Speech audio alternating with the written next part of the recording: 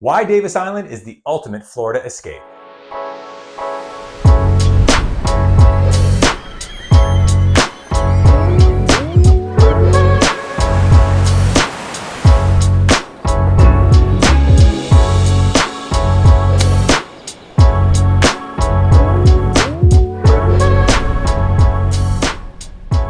Hey everybody, welcome back, or if this is your first time here and you enjoy this content, make sure you hit that subscribe button and alert icon so you can be the first to see these videos about all things Tampa.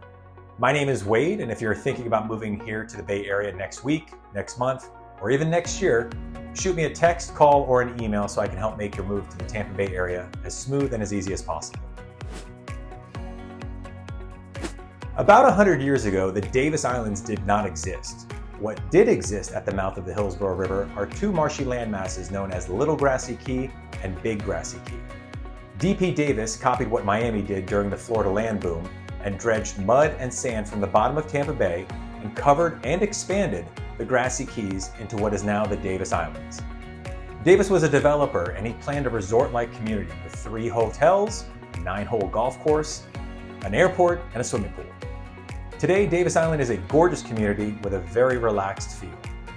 Along East Davis Boulevard are several blocks of small shops, businesses, cafes, bars, and restaurants within walking distance of each other.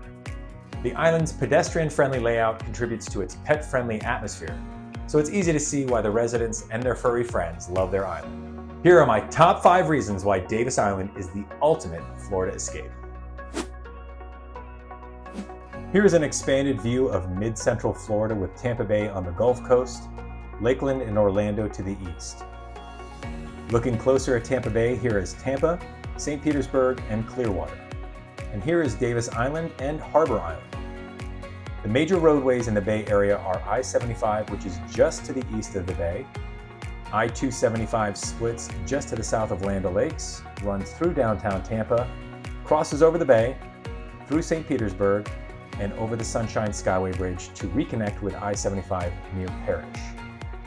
I-4, which starts in downtown Tampa, runs to the east connecting Lakeland, Orlando, and ends at the east coast of Florida at I-95. There are 2 toll roads in the Bay Area. First is the Leroy Summons Expressway, which starts near MacDill Air Force Base, runs through downtown Tampa, and terminates in Brandon. The other toll road is the Suncoast Parkway, which starts near Tampa International Airport and goes north all the way up to Lecanto.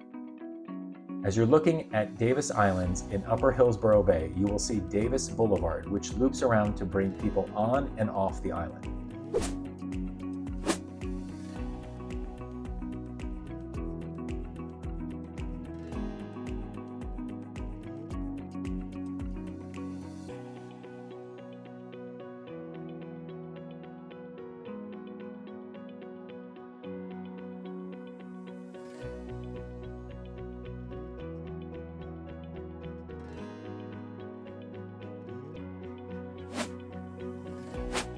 Davis Island has a population that exceeds just over 21,000 residents, and although the island is only a few hundred feet away from downtown Tampa, it feels as if you're in a small town away from the hustle and bustle of a large city.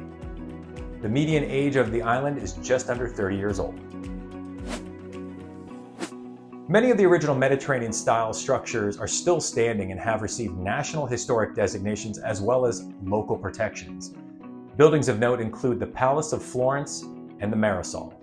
Most predominant today is an eclectic mix of architectural styles because of the slowdown in development in the 1930s.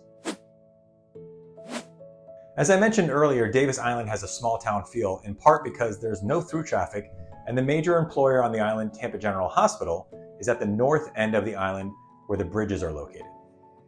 Davis Boulevard is a large teardrop-shaped road that circles the island, and then Peter O. Knight Airport is a public airport with 2 small runways, and they host about 67,000 flights that take off and land each year. Major restaurants, shopping, and grocery chains are close by in downtown Tampa, but some of the local restaurants on the island are Margarita's Mexican Restaurant, 220 East, the Island Restaurant, and OG Italian, all local favorites. Davis Island is a very desirable area in South Tampa, so some of the most expensive properties can be found here. With that said, An average single-family home goes for around $2 million. But there are some great rental properties on the island, and if you need an affordable place to live and work right near the hospital, you can find a 2-bedroom, 2-bathroom apartment for around $2,000. Again, I know it's much higher than the national average of $1,370, but in most of your major metropolitan areas, you are going to be paying this premium for a location just like this. Thanks again for watching, and I'll see you next time.